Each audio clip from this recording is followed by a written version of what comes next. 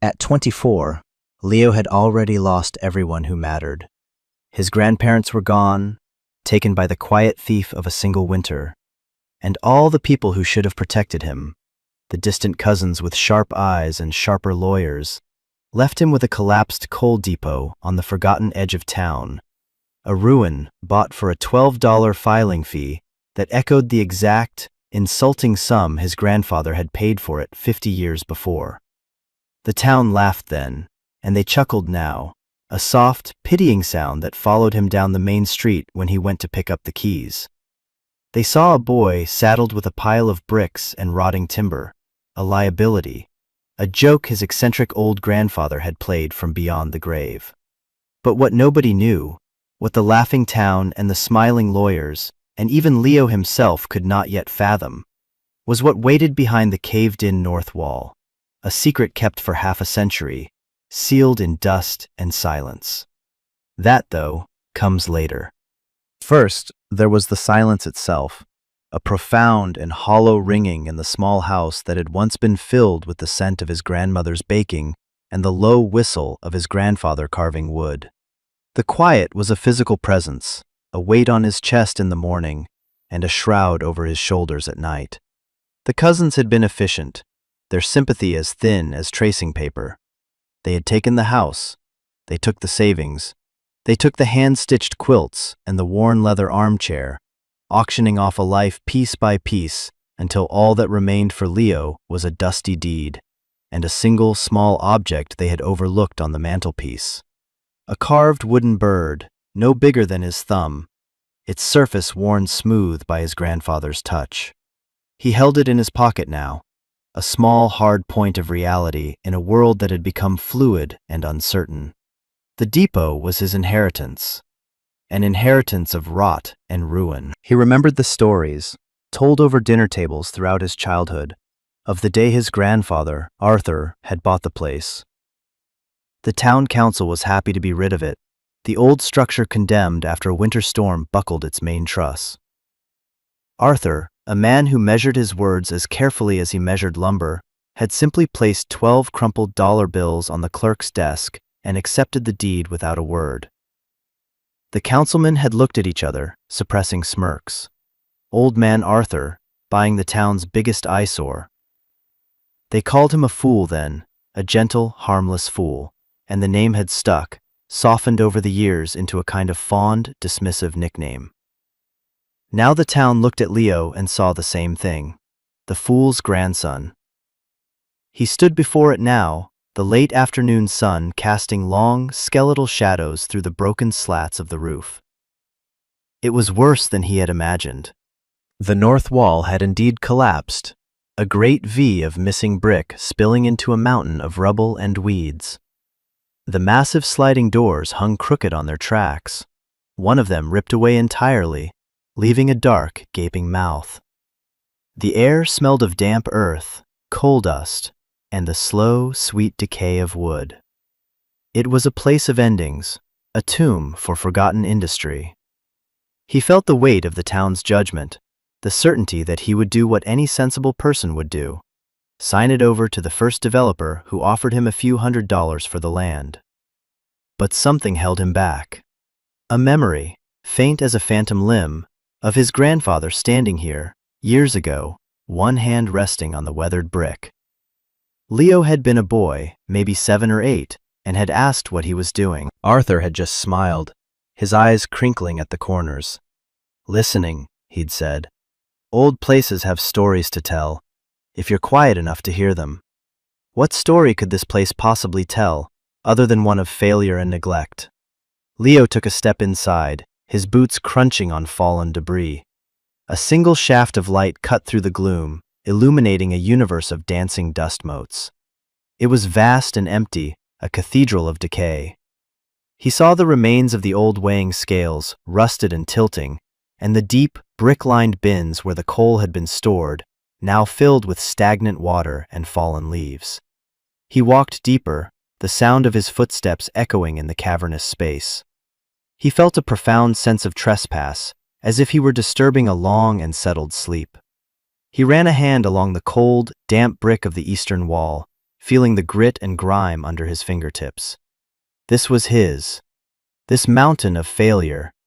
This public punchline. He sank down onto a fallen beam, the splintered wood digging into his legs, and pulled the small wooden bird from his pocket. The grain was tight, the lines of the wings impossibly delicate. He remembered the feeling of his grandfather's hands, calloused and strong, but capable of such gentleness, such precision. They were hands that could mend a broken chair, soothe a fevered forehead, or coax a perfect shape from a block of wood. Why this place? Why spend $12, a sum that would have been significant for them back then, on something so clearly worthless? His grandfather had a saying, one Leo had heard 1,000 times over the years, usually delivered while he was planing a piece of wood or sharpening a tool. A thing's worth isn't its price. It was his core philosophy, the lens through which he saw the world. He applied it to people, to objects, to a day's labor. But looking around at the shattered skeleton of the depot, Leo found it impossible to see any worth at all. It was just a ruin, just a burden. The sun dipped lower, and the single shaft of light began to fade. The shadows deepened, pooling in the corners like black water. A chill crept into the air. He should go. He should lock whatever could be locked and walk away. Think about the developer's inevitable, low-ball offer. But he didn't move. He stayed, sitting in the gathering dark, listening, just as his grandfather had told him to. He listened for a story. All he heard was the wind moaning through the broken roof. His grandparents had been the fixed points in his universe, the twin stars around which his small world revolved. Arthur and Alara. Their names felt solid, foundational. Arthur was a man of quiet labor, his silence not one of absence but of deep, settled presence. He was a carpenter by trade, but his real work was mending. He mended fences and friendships, screen doors and broken hearts, usually for the price of a jar of jam or a heartfelt thank you. Alara was the opposite, a woman whose life was a gentle hum of activity. Her garden was a riot of color and scent, and its produce found its way into the kitchens of new mothers, grieving widowers, and families fallen on hard times. They were, in the town's collective imagination, simple people, good people, but ultimately unimportant. They had never sought the spotlight, never accumulated wealth, never sat on councils or committees. They had simply lived, their lives a quiet counter-narrative to the town's louder ambitions of growth and prosperity. Martha, who ran the hardware store her father had run before her, was one of the few who seemed to hold a different memory of them. When Leo went in to buy a heavy-duty lock for the depot's remaining door, she looked at him over the top of her spectacles, her gaze sharp and knowing. "Your grandfather was in here the week before he passed," she said, her voice raspy from years of breathing in sawdust and metal shavings. "Bought a can of the good oil, the expensive kind, for fine hinges." Leo frowned. He wasn't working on anything. He was too weak. Martha just nodded slowly, placing the heavy lock on the counter. "He said some things need to be kept in working order, whether you're planning to use them or not." He was a man who planned for seasons he knew he wouldn't see. She told him about the winter of '78, when the town was snowed in for 2 weeks straight. The power was out, the roads were impassable. Arthur had spent 3 days going from house to house, checking on the elderly, fixing frozen pipes with a blowtorch and a prayer, his face chapped raw by the wind. He never asked for a thing. Alara had organized the women, pooling the contents of their pantries and freezers, cooking communal meals on wood stoves so no one went hungry. Quote 7, Martha said, her eyes distant. Quote 8. The wrong, when it came, was swift and sterile, delivered in a lawyer's office that smelled of lemon polish and avarice. A distant cousin Leo had met only twice in his life, a man with a soft handshake and predatory eyes, had been named co-executor of the will. The man was a silent partner in a regional development firm, a fact that emerged only after the papers were signed. He spoke of Arthur and Alara with a cloying, performative affection that made Leo's stomach clench. The will was simple: the house, the savings, the few stocks they had, all of it was to be liquidated and the proceeds divided. The depot, listed with a nominal value of $1, was left solely to Leo. A special keepsake, the cousin had said, his smile not reaching his eyes. Arthur always wanted you to have it. It was a lie, and they both knew it. It was the part of the estate with no value, a burden passed off as a gift. 2 days later, a man named Marcus Thorne had called him. His voice was smooth, a practiced baritone of reason and reassurance. He introduced himself as a partner at the development firm. He'd heard about Leo's inheritance. He offered his condolences, then pivoted seamlessly to business. That property, he'd said, it's a real tax burden, and frankly, a safety hazard. We're planning a new commercial plaza nearby. A parking structure is essential. We could take that land off your hands, save you the trouble of demolition. Call it $1,000 for your trouble. $1,000. For a prime parcel of land on the edge of the town's expanding commercial district. It was a predator's offer, dressed up as a kindness.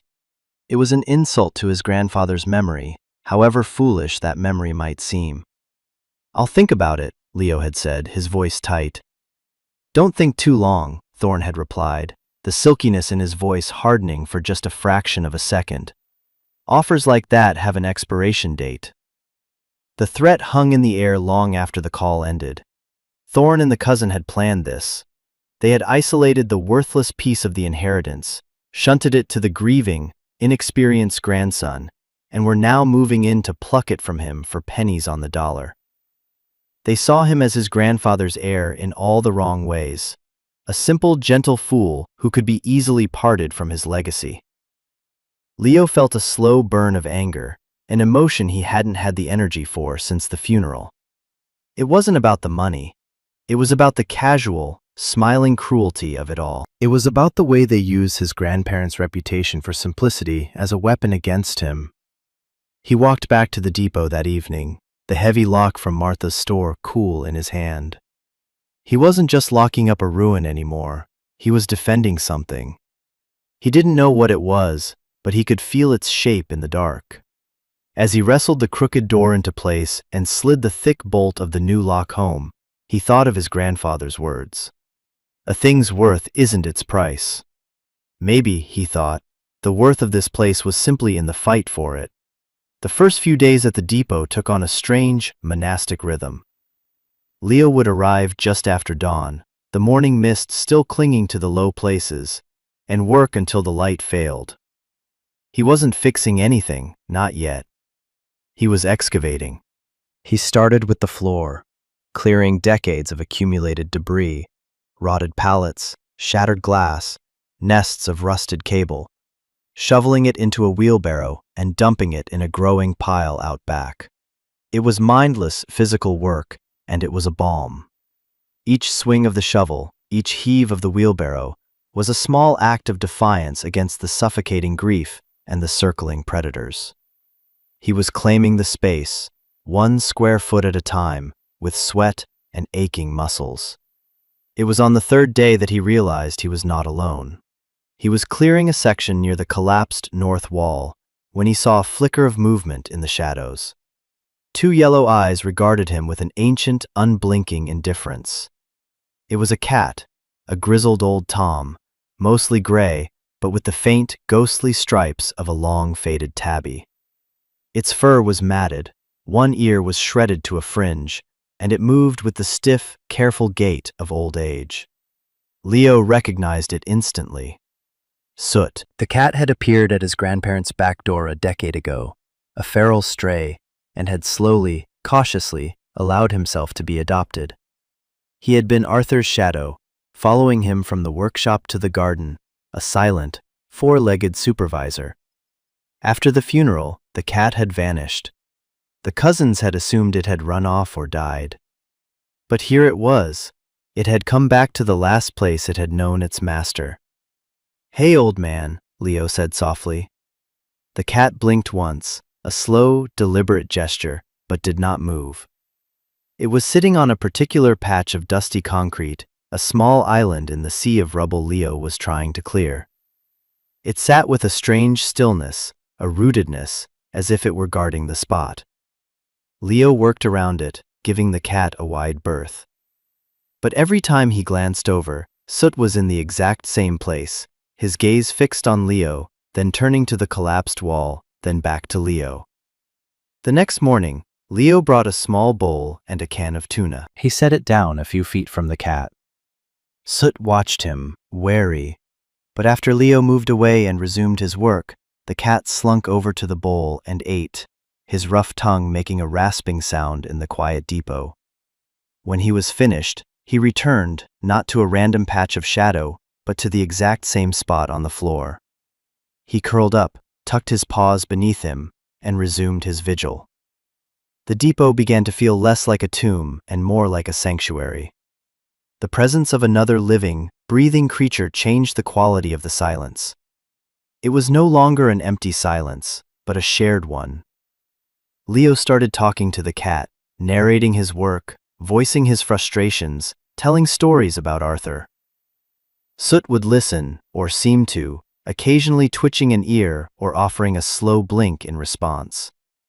He was a loyal witness to Leo's grief and his nascent purpose. One afternoon, as Leo was wrestling with a particularly heavy waterlogged beam, he felt the first stirrings of an idea, a shape of a plan that was not about selling or demolishing. He looked at the vast open space, at the high ceilings with their intricate web of trusses. He saw the way the light fell through the high, grimy windows. His grandfather had been a builder, a maker. He had never bought a place just to let it rot. There had to be a reason. He walked over to the north wall, the source of the ruin. Soot watched him approach, a low rumble starting in his chest, but he didn't move from his spot.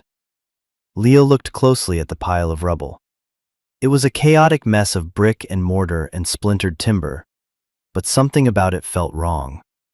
He had a passing familiarity with construction, enough to have helped his grandfather on summer projects. A structural collapse, especially from a buckled roof truss, should have pushed the wall inward. But these bricks, the ones on the top of the pile, seemed to have fallen outward, as if pushed from within. He picked up a brick. It was a deep, earthy red. He looked at the intact portion of the wall next to the collapse. The bricks there were a slightly different shade, a paler, more orange clay. He ran his hand over the mortar. On the intact wall, it was coarse, sandy. The mortar clinging to the brick in his hand was finer, smoother, almost like plaster. Two different walls, two different eras of construction. He looked down at the cat, who was now watching him with an unnerving intensity. Soot was sitting precisely where the old wall met the new one. It was as if the animal, in its silent, instinctual way, was trying to show him something. As if it knew where the real story was buried.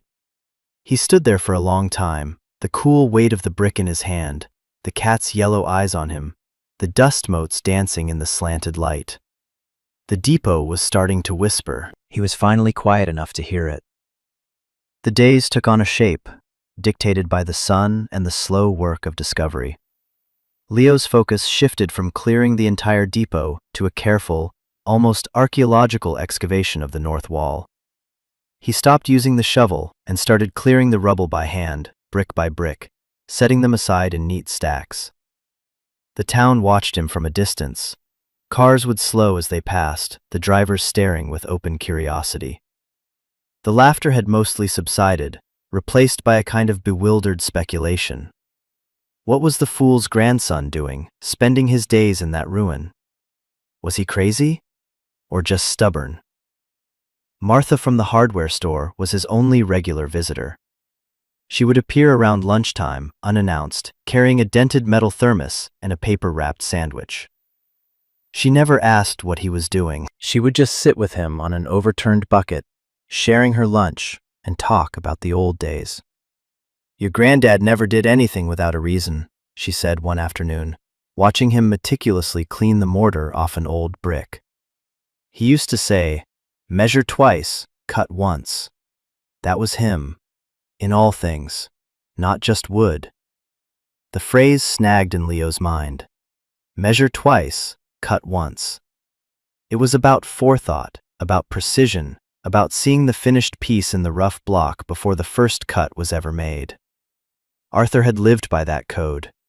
He was not an impulsive man. Buying this depot had not been an impulse.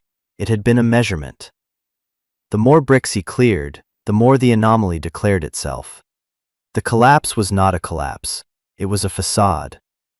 Behind the top layer of loose rubble, he found a second wall, an interior wall, constructed with the finer, darker red bricks. It was plumb and true, the work of a master bricklayer. The collapse had been a deliberately constructed screen of loose bricks and timber, designed to look like a disaster, to conceal what lay behind it. Soot remained his constant companion, his furry oracle. The cat never strayed from his chosen spot, the very junction of the real wall and the fake one.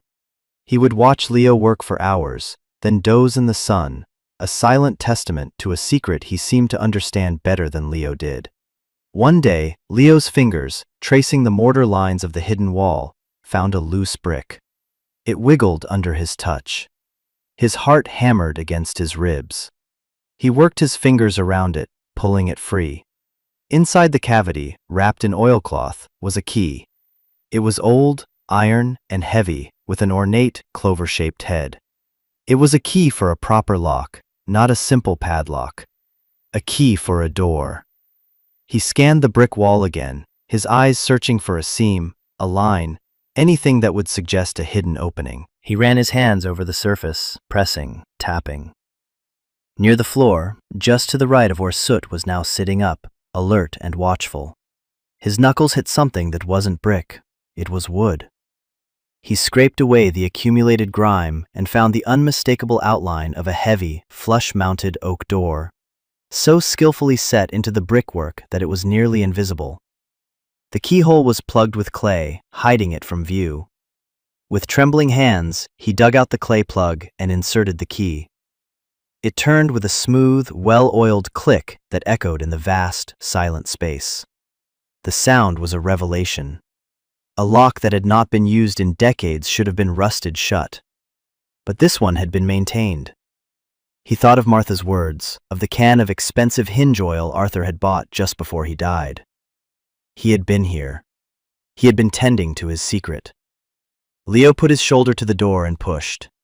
It swung inward without a sound, opening a slice of perfect, inviolable darkness. The air that drifted out was not the damp, musty air of the depot. It was cool and dry, and it carried the most beautiful smell Leo had ever known.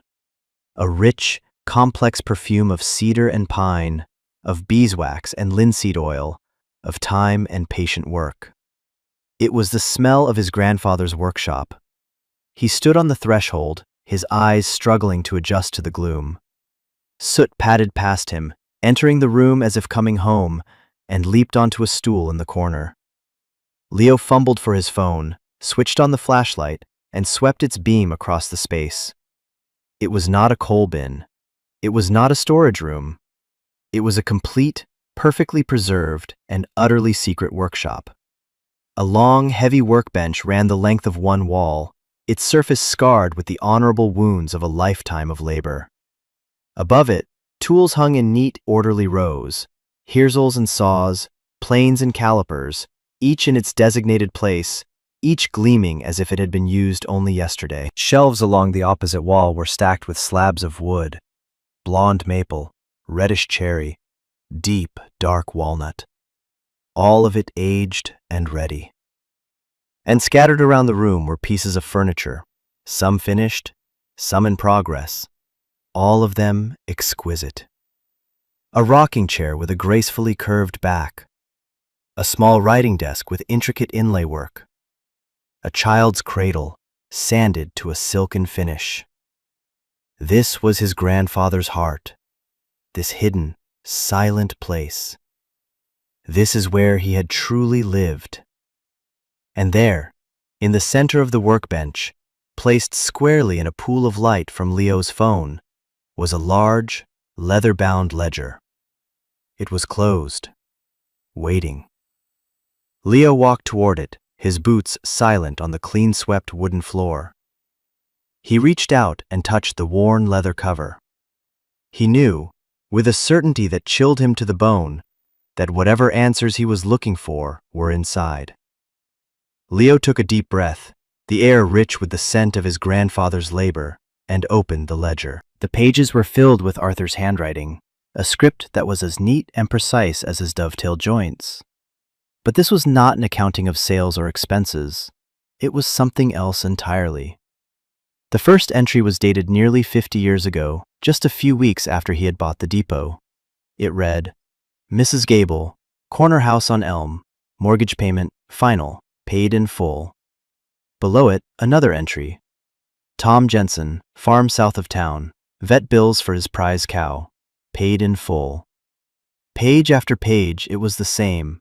A name, a need, and the three quiet, powerful words, paid in full.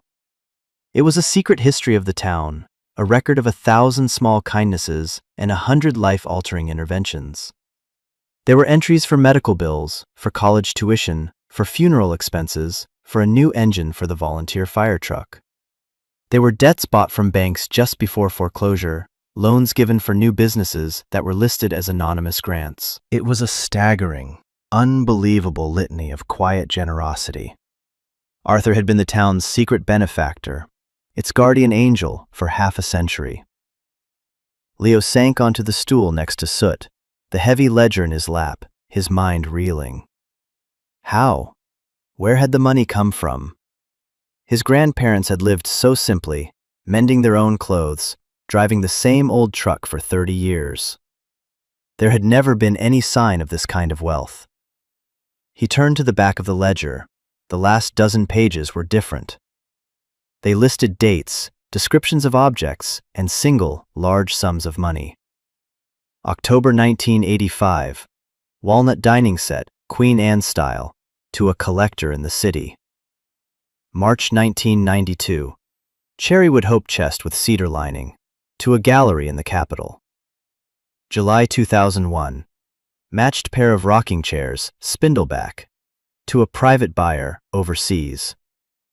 This was the source, the furniture.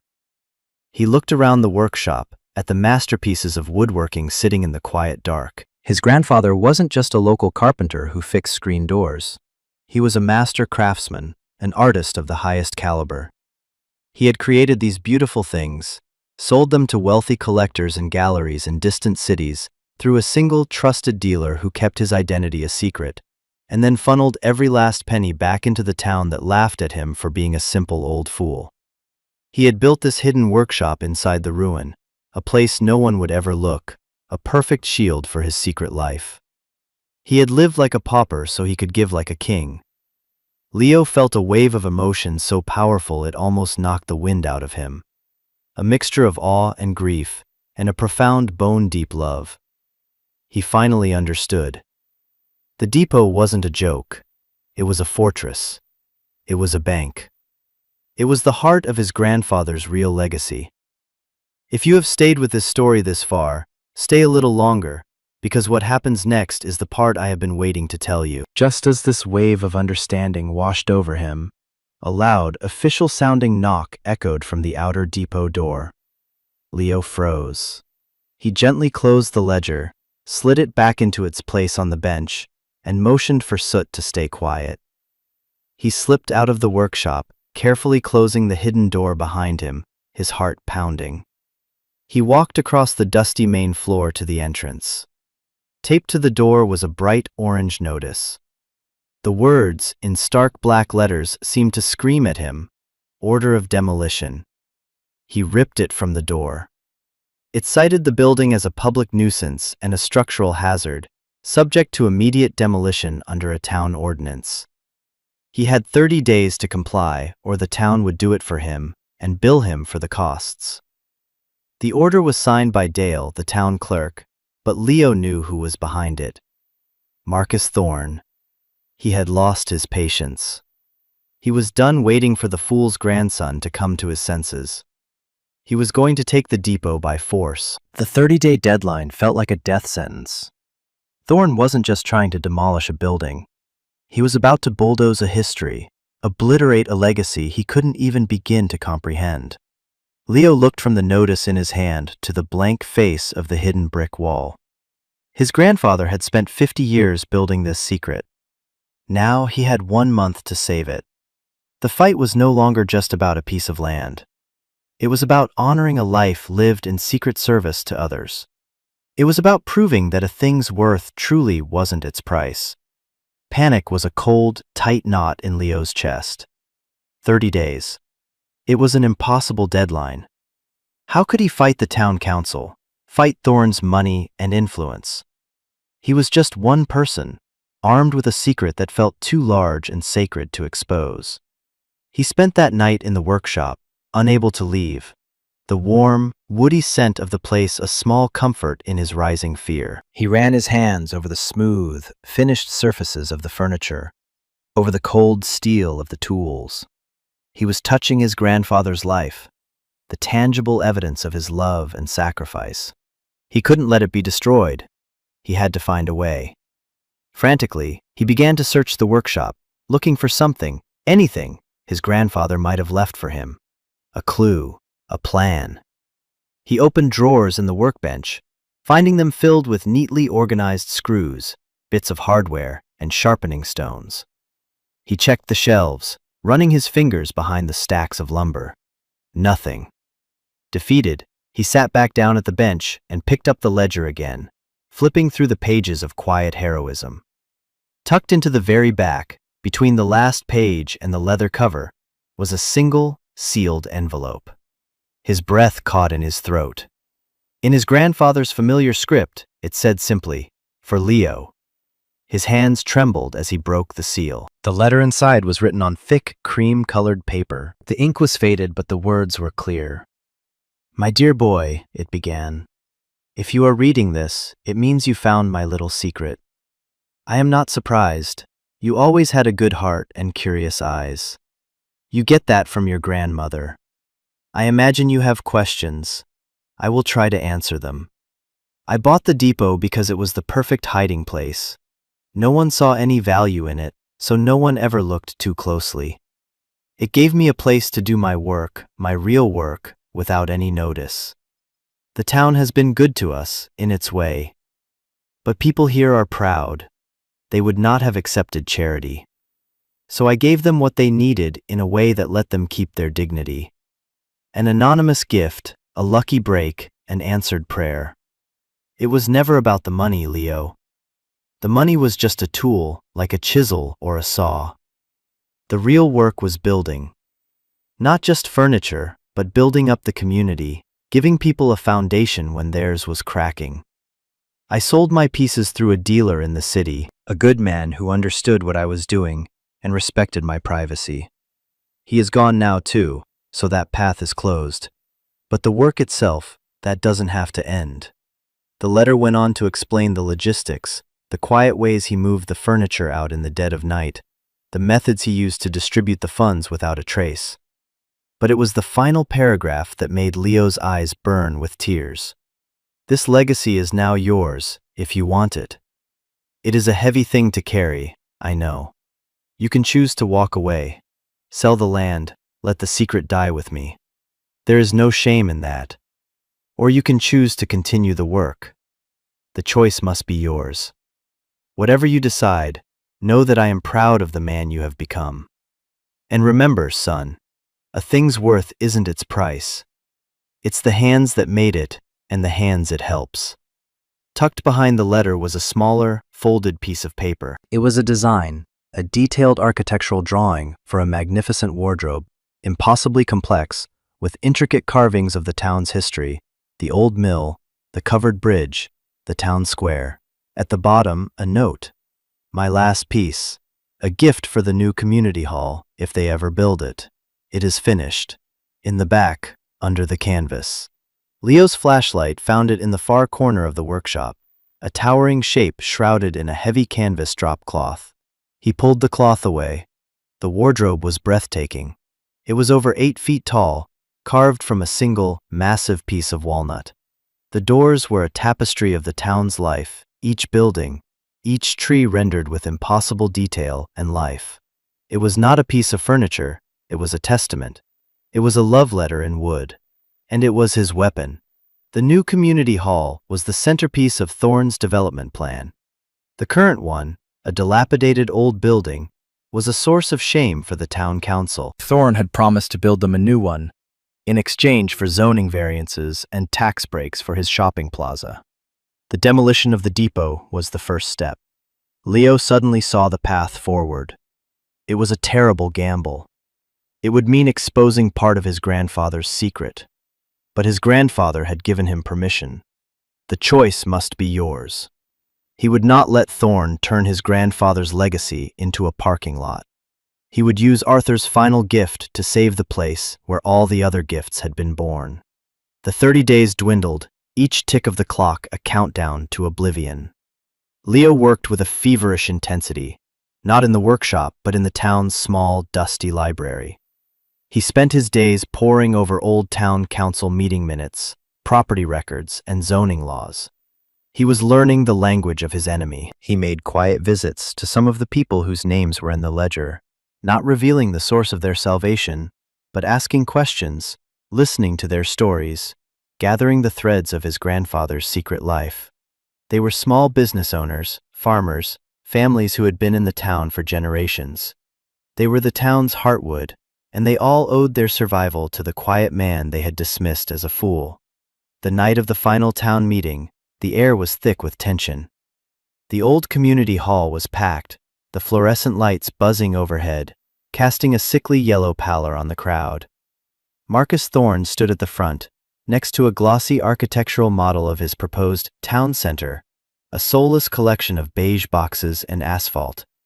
He was in his element, his voice smooth and confident as he spoke of progress, of tax revenues, of a brighter future. He gestured toward the model. This is what we can become, a modern, vibrant community. But to build the future, we must be willing to clear away the past. He paused, his gaze sweeping the room. That includes dilapidated, unsafe structures like the old coal depot. It is an eyesore and a liability. I know old Arthur was a beloved character, but we cannot let sentimentality stand in the way of progress. Leo, standing at the back of the room, felt the old anger rise, but he pushed it down, replacing it with a cold, hard resolve. He had his grandfather's ledger tucked inside his jacket. When Thorne finished his presentation and opened the floor for a final vote on the demolition order, Leo stepped forward. A murmur went through the crowd. The fool's grandson. What was he doing here? Mr. Thorne, Leo began, his voice quiet but carrying in the hushed room. You talk about the depot's value. You've assessed it as worthless. But you're using the wrong measurement. Thorne gave him a condescending smile. Son, I'm a developer. I've forgotten more about property value than you'll ever know. My grandfather had a saying, Leo continued, ignoring him. A thing's worth isn't its price. He believed that. He lived that. He pulled the ledger from his jacket and opened it. This is his ledger. It's not about property values. It's about the value of this community. Thorne's smile faltered. What is that? Some old diary? It's a record, Leo said, his voice growing stronger. A record of debts, not his debts. The town's. He looked out at the faces in the crowd, finding the ones he had spoken to. Mr. Jensen, he said, his voice ringing with clarity. In the spring of 1998, when the bank was going to foreclose on your farm, did an anonymous cashier's check for the exact amount you owed just appear in your lawyer's mailbox? Tom Jensen, a weathered old farmer in the third row, slowly stood up, his face a mask of confusion. Yes, he rasped. How did you know that? Leo turned a page. Mrs. Gable. In 2004, when your daughter needed that experimental surgery and the insurance wouldn't cover it, did the hospital inform you that an anonymous donor had paid the entire bill? A woman near the front gasped, her hand flying to her mouth. She nodded, tears welling in her eyes. One by one, Leo went through the ledger. He called out the name of the baker, whose startup loan was mysteriously paid off. The fire chief, whose son's tuition was covered. With each name, a person or a family stood, their faces a mixture of shock, disbelief, and dawning, tearful realization. The room was silent, the only sound Leo's steady voice and the rustle of turning pages. They were all connected, a tapestry of need and secret grace. And the weaver was the man they had all underestimated. Thorn's face had gone pale. "This is absurd," he stammered. "It's a fantasy. Where would a man like that, a simple carpenter, get that kind of money?" As if on cue, the wide double doors at the back of the hall swung open. Martha stood there, and behind her were 4 of the strongest men in town. They were carefully wheeling something massive, something covered in canvas, into the room.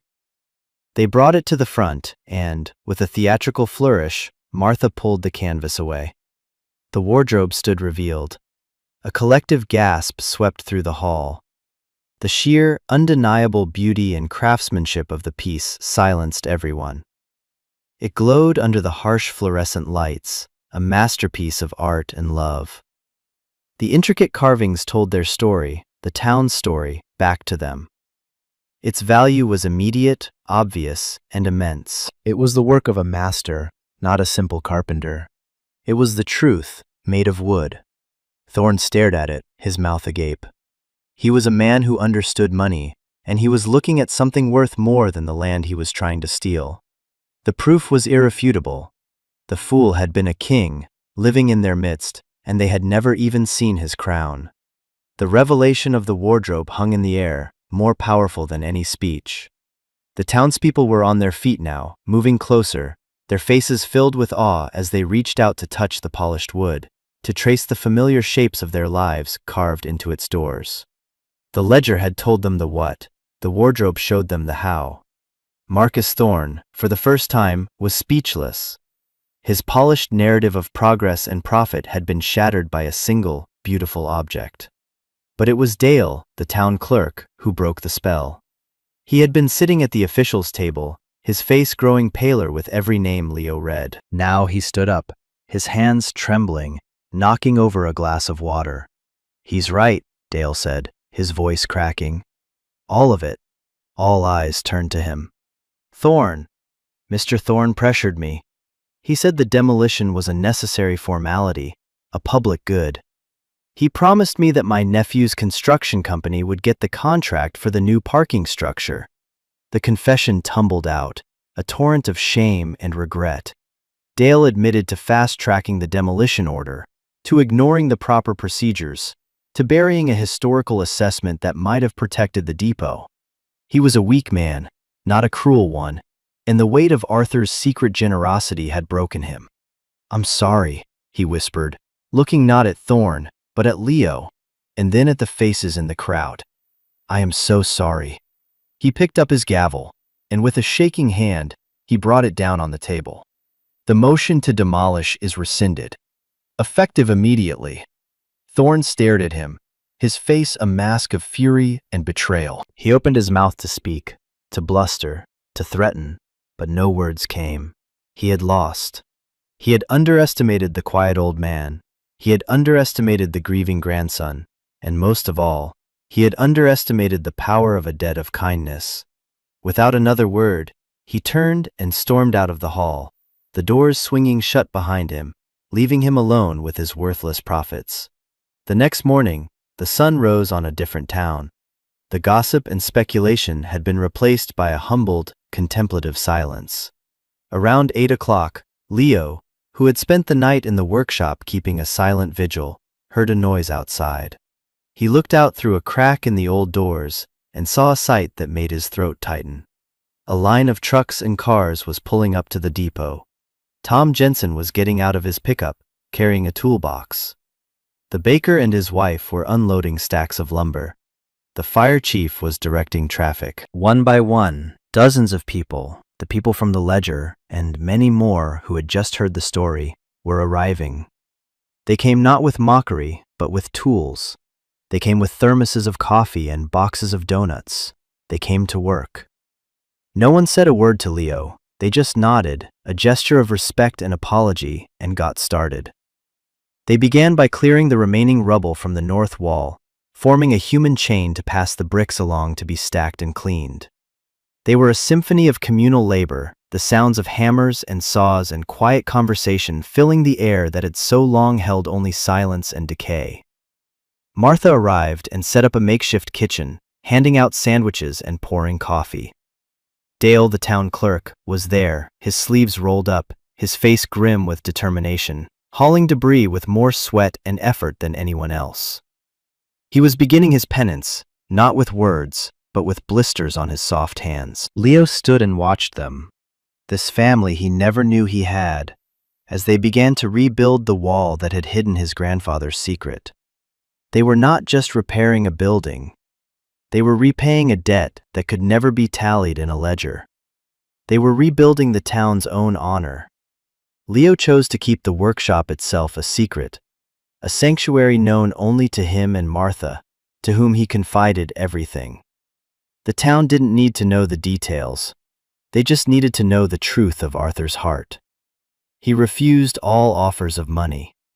When the town council, in an emergency session, voted to declare the depot a historic landmark and offered him a grant for its restoration, he politely declined. The town, he said, had already paid for it. The work would continue, but it would be his now. His hands would carry the legacy forward. He had found the depot's true worth. It wasn't in the land or the building, or even in the masterpieces hidden inside. Its worth was in the community it had secretly held together. Months melted into a year. The depot was transformed, but only on the inside. From the road, it still looked like an old, unassuming industrial building, which was exactly how Leo wanted it. The north wall was whole again, the new brickwork seamlessly blended with the old. The roof was patched, the windows reglazed. But inside the main space, the townspeople had built something new, a true community workshop. They had brought in tools and workbenches, and on weekends, the vast space was filled with people learning, teaching, and making things. It became a place for fixing lawnmowers, for building bookshelves for the library, for teaching kids the basics of carpentry. It was a living extension of Arthur's spirit of quiet service. The magnificent wardrobe stood in the new, properly built community hall, a constant, silent reminder of the town's debt and its redemption.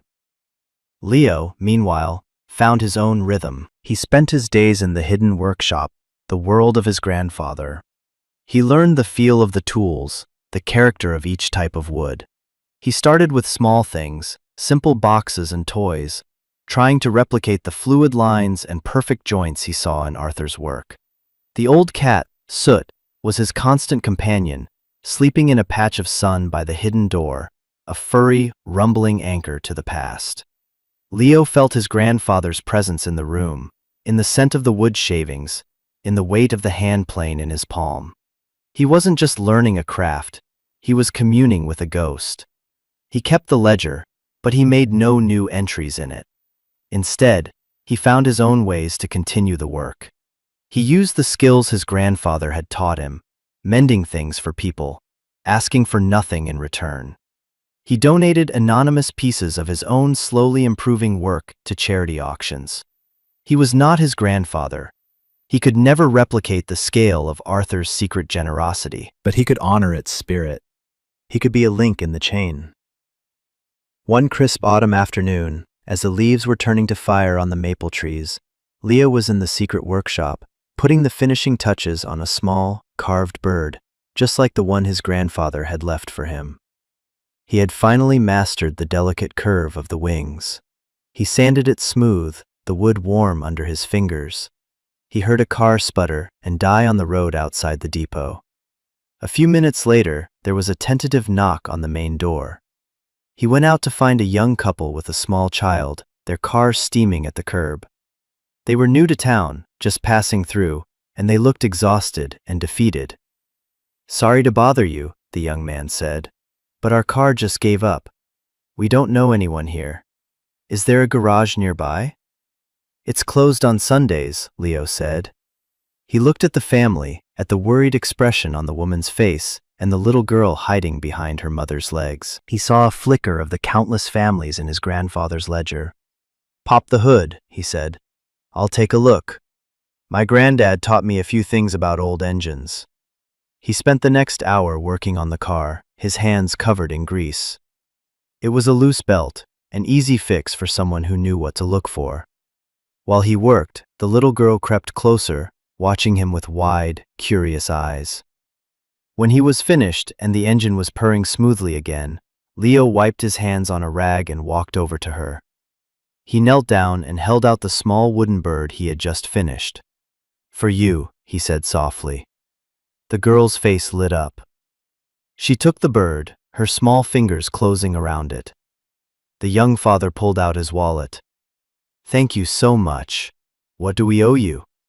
Leo looked at the family, at the relief and gratitude in their eyes. He looked back at the unassuming depot, standing against the evening sky, its quiet legacy secure. He just smiled. "A thing's worth isn't its price," he said. The words felt as solid and true as the old brick walls behind him, a promise kept, a lesson learned, a gift passed on. The light from the secret workshop, a single warm point in the growing dark, was waiting.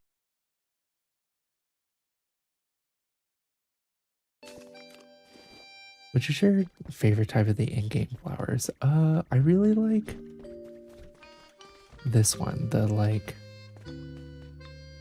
the mountain flowery one. I think it looks cool.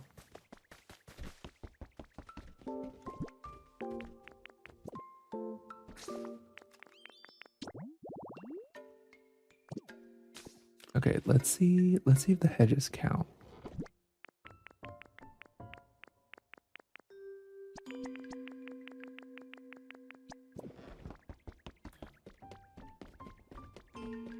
What's your favorite legendary? Mine's Rayquaza. I always liked Jirachi. I thought the lore and everything around Jirachi being like a wish maker was like super cool. Always a big fan of that one. Okay, so hedges can't go in planters. Good to know, good to know. Great choice.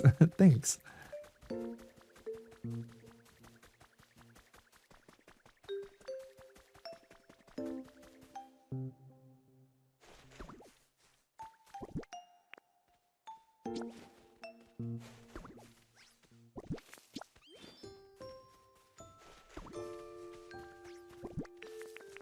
Oh, right. I forget hedges take time. So it won't even grow until later. Okay. That is a little annoying.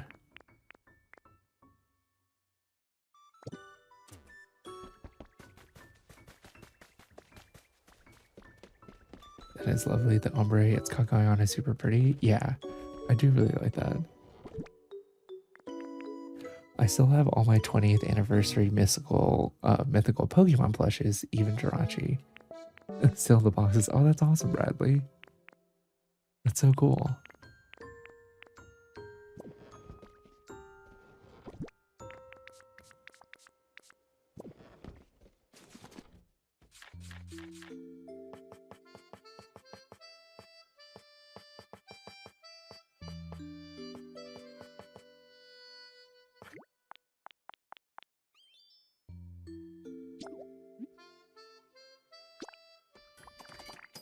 I have to make 6 of this. They even added Arceus and Genesect. Oh, that is cool. Huh. That's actually kind of surprising. You may miss Wednesday night. Aw. It's okay, Julia. We'll definitely miss you, though.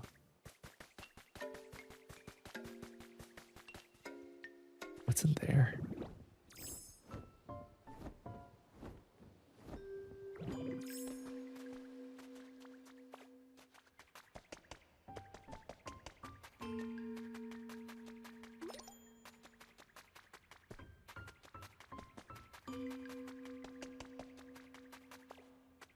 Also, what's your favorite Pokemon game? Mine's Black and White too.